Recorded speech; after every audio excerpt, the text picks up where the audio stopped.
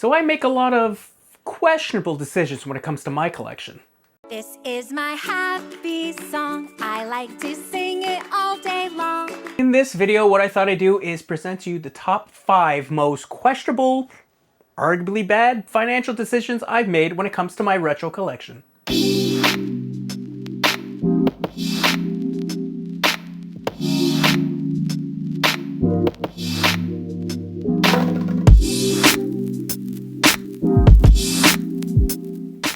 Starting off in this list is this exceptionally bootleg Mario figure for 3+ that cost me $19.99 at a local shop that sells, again, questionable products.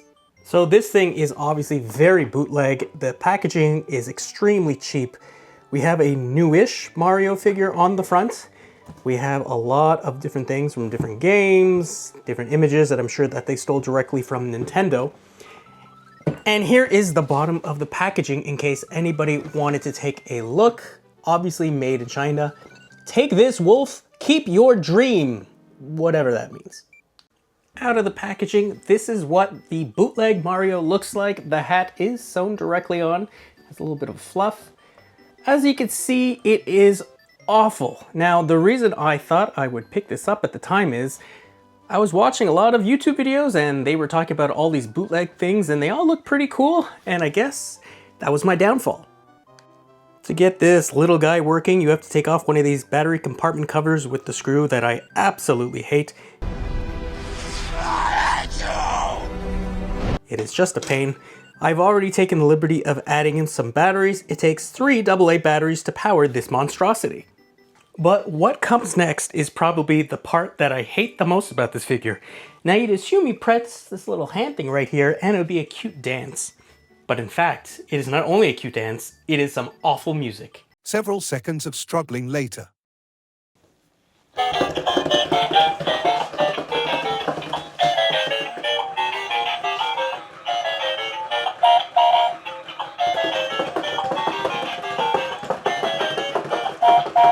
Next up, we have this right here, which is an Avid sync audio video sync box. That's all, folks. That obviously was put in some kind of networking switch access facility. I don't know. I got this at a thrift store for about $20 and I think I paid $19 too much. Here is the back of the unit. It looks awesome. It has all those connections, composite component in, out. We have system in, out, slave clock, digital video, all that fantastic stuff. Sir, there's nothing on earth like a genuine, bona fide, electrified 6-car monorail. But let's face facts. Number one, I don't even know how I'm supposed to use this. And number two, I'm definitely not the target market for this. I paid, again, about $20, I think, for this, plus taxes. And I think that was about $19 too much.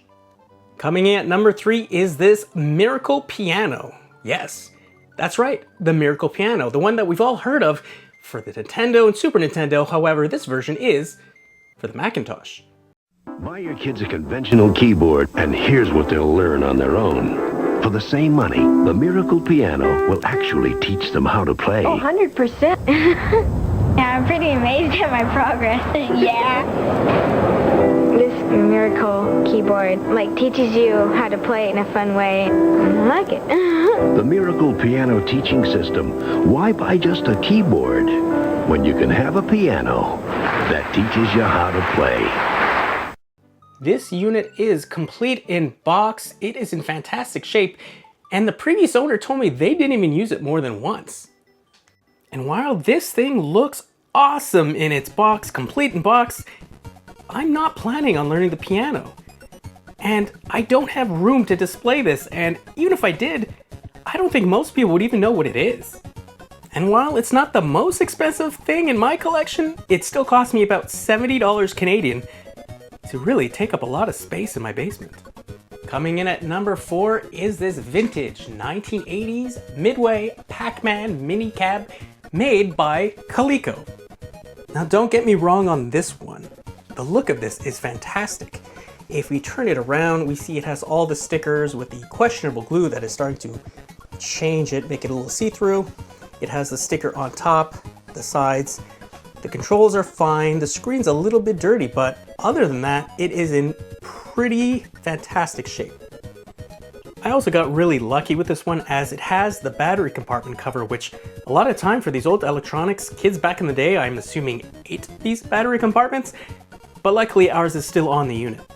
And to power this thing up, it takes 4 C-cell batteries, which is, not great for today, but I'm sure back then it was fantastic. And the battery contacts are completely clean, so I got lucky on that one as well. You're probably thinking right now, well, things look pretty good. It's in great shape. It's a cool subject. Why do you call it a bad deal? Well, let me show you. If we just flip the power switch and start the game,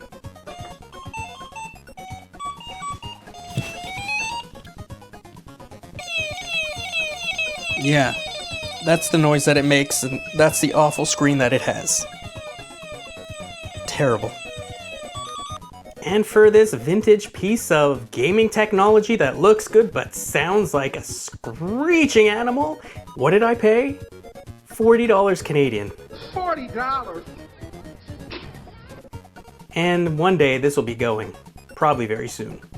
For our 5th and probably worst purchase that I've ever made with my retro collection, if you said the Game Wave video game console, or family entertainment system as they call it, you'd be right. Calling this a video game console probably is pushing it a bit, so it's good that they did call it an entertainment system. And what this is essentially a CD player that lets you watch games. So you have these controllers right up here, and you put in a game, as I show you on the box, and it plays on your television. As I edit this video, I realized I just said that it plays on a television like it's some crazy fantastic thing that we've never seen in a video game. Yes, most video games through time have played on a television. I don't know. These came with these controllers here that you'd have in this weird side compartment, and on them, well, let me show you. Here's an up-close view of one of the 4 included controllers, and essentially, it's just like a regular TV remote control. We have our play and pause, select, forward, backward, rewind and fast forward, and then we have A, B, C, D because a lot of these games, they require you to vote. You're not actually moving a character from what I've seen, you're just voting or selecting options essentially. The included game, 4 Degrees, the Art of Trivia. And on this, like I said, it's a voting game where you're answering trivia questions with audio, sometimes video, sometimes it's just an image, and you're competing against 1, 2, or 3 other people to see who knows their basic trivia the most. And what did I pay for this weird family entertainment system? About $100 shipped through eBay. And I regret it every day since. And those are some of my most regretted purchases. A little embarrassing, but I thought I'd share this with all of you because let's face facts, we all probably have something we've bought for our collections that we question to this very day. Do you have any purchases you regret? I'd love to hear about them. Put them in the comments below, leave a like, subscribe, and I'll see you in the next one.